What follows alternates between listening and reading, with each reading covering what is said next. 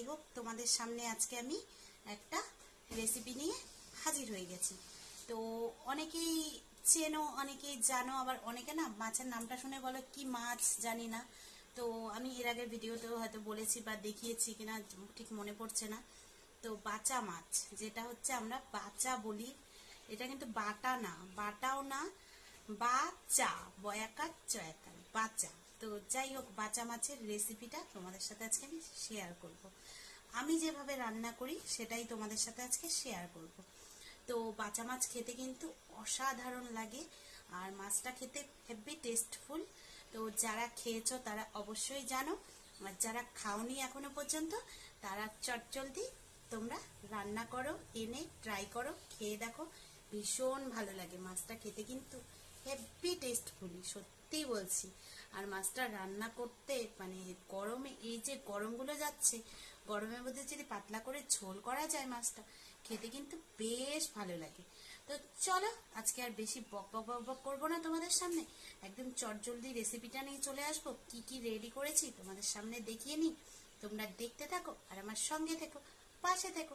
চলো যাওয়া যাক। বন্ধুরা, এই দেখো চলে এসেছি আমি রান্নাঘরে, আর এই দেখো সব কেটে রেডি করে নিয়েছি, তারপরে তোমাদের সামনে চলে এসেছি। আর এই হচ্ছে দেখতে পাচ্ছ বাচা মাছ, এটাকে বলে বাচা মাছ। তো মাছটা দেখো অনেকটা দেখতে, কিন্তু তোমরা বলতে পারো আর মাছের মতো বলতে পারো, কারণ মাছের গায়ে একটু আঁশ নেই এই মাছে, এটা আঁশবিহীন মাছ। তো এই বাচা মাছটা খেতে না, এই মাছটার মধ্যেখানে শুধু একটাই কাটা থাকে, আর হালকা হালকা কাটা আছে সাইডে, কিন্তু মাছটা খেতে কিন্তু হেভি টেস্ট। মাছটা তোমরা যারা খাওনি এখনো পর্যন্ত, সত্যি বলছি, আমি আমার মন থেকে বলছি, তোমরা যারা খাওনি তারা করে খেয়ে দেখতে পারো, ভীষণ ভালো লাগে মাছটা। আর আমি এই মাছটা যতবারই রান্না করি না কেন পাতলা করে ঝোল করি। আর দেখো তার জন্য আমি কি কেটে নিয়েছি, এখানে বেগুন কেটে নিয়েছি, আলু কেটে নিয়েছি, আলু বেগুন দিয়ে ঝোল করব। আর এই মাছটা আলু বেগুন দিয়ে ঝোল করলে খেতে কিন্তু ভীষণ ভালো লাগে। তো তোমাদের সাথে আজকে আমি সেটাই শেয়ার করব, যেটা আমি রান্না করছি, বা আমি আমার মতো করে যেটা করি গ্রাম্য পদ্ধতিতে, যেই বাচা মাছের ঝোল, সেটাই তোমাদের সাথে আজকে শেয়ার করব। এই বাচা মাছের ঝোল করার জন্য দেখো আলু বেগুন কেটে নিয়েছি। আর এখানে না আমি তোমাদেরকে মশলা, যেহেতু আমার একবারে করা থাকে, তাই তোমাদেরকে না আমি মশলাটা দেখাতে পারিনি করাটা, ঠিক আছে। এখানে দেখো, এখানে আছে কিন্তু আদা, জিরা, লঙ্কা, পেঁয়াজ। আমি তো কাঁচা লঙ্কা খাই, তো কাঁচা লঙ্কা দিয়ে করা আছে, এখানে পেস্ট করা আছে, আদা, সাদা জিরা, তোমার পেঁয়াজ আর হচ্ছে কাঁচা লঙ্কা পেস্ট করে নিয়েছি। এটা দিয়ে রান্না করলে খেতে কিন্তু বেশ ভালো লাগে। তো দেখতে পাচ্ছ মাছটা আমি তোমাদের সামনে দেখিয়ে নিলাম। এবার আমি এটার মধ্যে, মাছটার মধ্যে এই দেখো হলুদ আর নুনটা ভালো করে মেখে নেব। তো ভালো করে মাছটার মধ্যে নুন হলুদটা মেখে তারপরে মাছটাকে মানে কিছুক্ষণ, এই মিনিট 5 মতো রেখে দেব, দিয়ে তারপরে মাছটাকে ভেজে নেব। তো তোমরা দেখতে থাকো, সঙ্গে থাকো আমি কি করছি।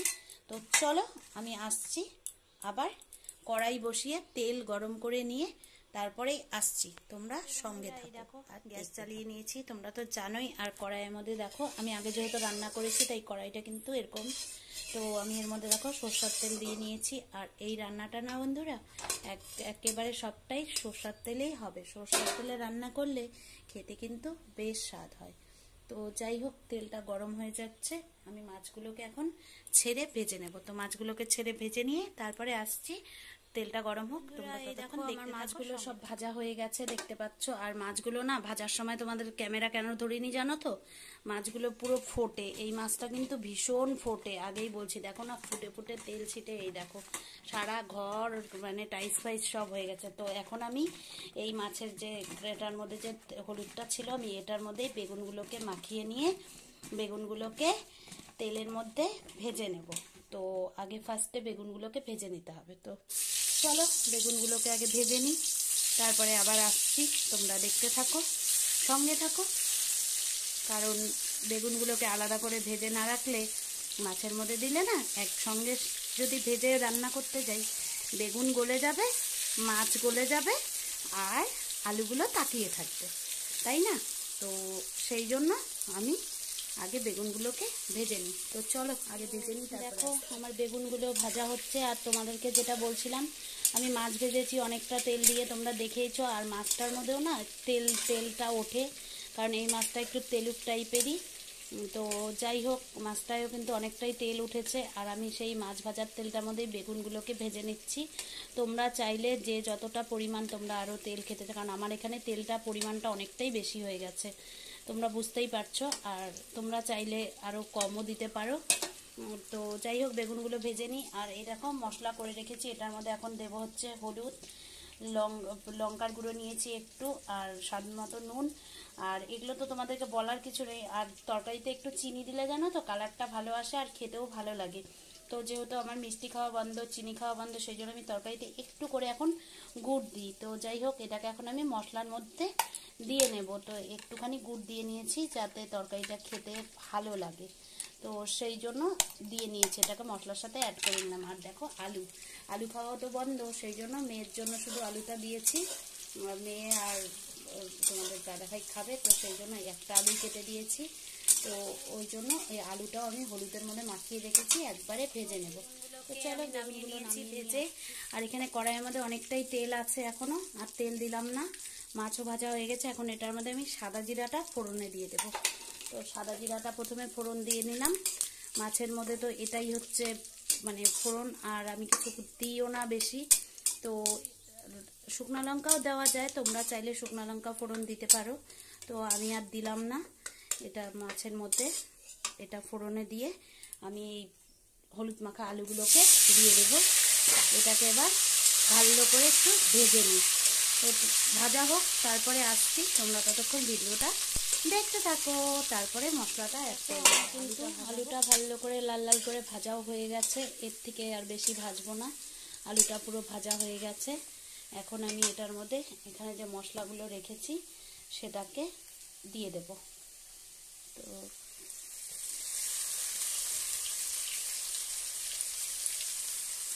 দেখতে পাচ্ছ মশলাগুলোকে দিয়ে দিলাম।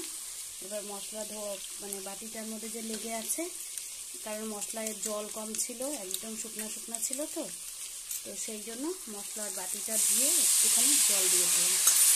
এবার এটাকে ভালো করে নেড়ে মশলাটা যতক্ষণ পর্যন্ত ভাজা হবে, মশলার থেকে একদম তেল ছাড়বে, ততক্ষণ পর্যন্ত কষাতে হবে।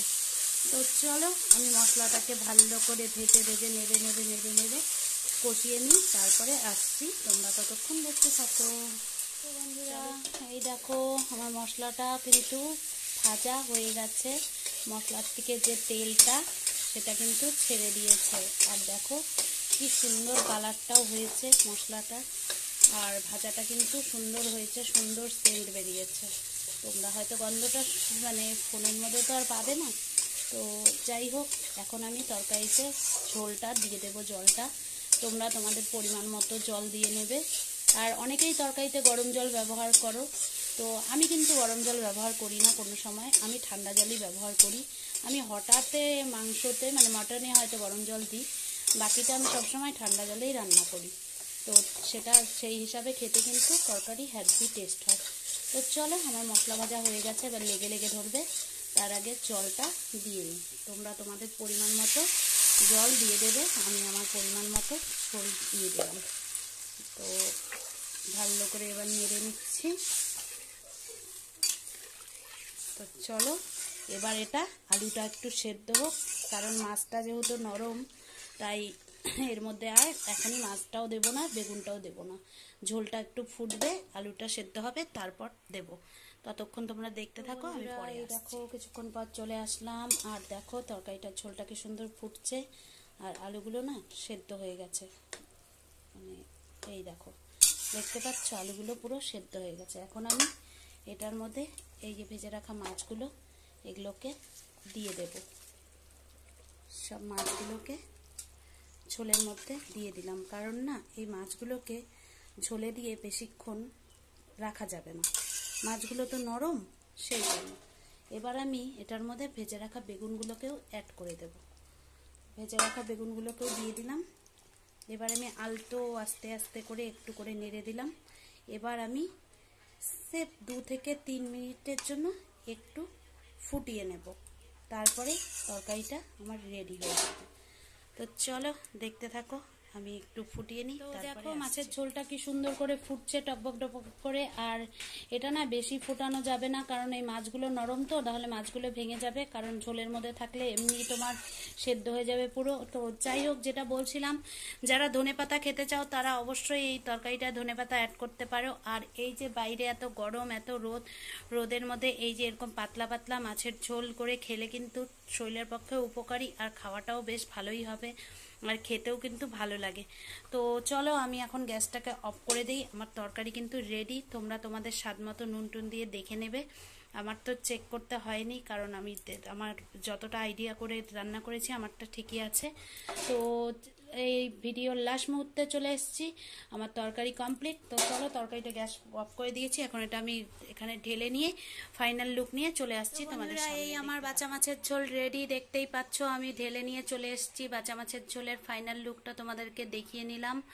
আর দেখো মানে দেখতেও যেমন ভালো লাগছে, ঝোলটা টকটকে রং হয়েছে, খেতেও কিন্তু বেশ ভালো লাগে। তোমরা করে যারা এখনো পর্যন্ত করনি বা খাওনি, এভাবে করে খেয়ে দেখো, বেশ ভালো লাগবে। আর যারা ধনেপাতা খাও তারা ধনেপাতা অল্প করে তরকারি হওয়ার পর ছিটিয়ে দিয়ে নামিয়ে নেবে, খেতে বেশ ভালো লাগে। তো চলো, অনেকটাই বকবক করে ফেলেছি, আর রেসিপিটা হয়তো কিছুটা বড়ই হয়ে গেছে, কারণ পুরোপুরি দেখাতে গেলে এরকমই হয়। তো চলো, তোমরা আমার সঙ্গে থেকো, পাশে থেকো, অল টাইম হাসি খুশি থেকো। আজকের ভিডিওটা আমি এখানেই শেষ করে দিচ্ছি। সবাই ভালো থেকো। আর আমার রেসিপিটা যদি তোমাদের কাছে ভালো লেগে থাকে, প্লিজ প্লিজ বেশি বেশি করে লাইক কমেন্ট শেয়ার করো। আর তোমরাও দেখো, অন্যদেরও দেখার সুযোগ করে দাও প্লিজ। আমরা ছোটোখাটো ইউজার, ছোটোখাটো ব্লগার। তো যাই হোক, তোমরা যদি আমাদেরকে সাপোর্ট না করো, আমরা কোথায় যাব বলো? তো এত সংসার সামলিয়ে তোমাদের কাছে আসি, এত কাজকর্মের মাঝখানে ভিডিও নিয়ে, তোমরা যদি একটু সাপোর্ট না করো ভালো লাগে? তো চলো, আর বেশি বকবক করছি না। দেখা হবে অন্য কোনো ভিডিও বা অন্য কোনো ব্লগ, অন্য কোনো রেসিপি নিয়ে। ততক্ষণ তোমরা সুস্থ থেকো, ভালো থেকো। আর যারা এতক্ষণ পর্যন্ত নতুন এসেছো আমার চ্যানেলে, ধৈর্য সহকারে ভিডিও দেখে গেছো, তাদেরকে অসংখ্য ভালোবাসা। যারা পুরানো আছো তাদেরকেও অসংখ্য ভালোবাসা আমার তরফ থেকে। তো সবাইকে অনেক অনেক ভালোবাসা রইলো। আর যারা নতুন আছো তারা প্লিজ তোমরা সাবস্ক্রাইব করে দিয়ে পাশে থাকা বেল আইকনটি বাজিয়ে দিও টুং টুং করে, যাতে আমার ভিডিওটা চটজলদি তোমাদের কাছে পৌঁছে যায়। আর আমার ভিডিওর নোটিফিকেশন পেয়েই তোমরা ভিডিওটা ফুল ওয়াচ করে দিও বন্ধুরা। তো চলো, টাটা, লাভ ইউ।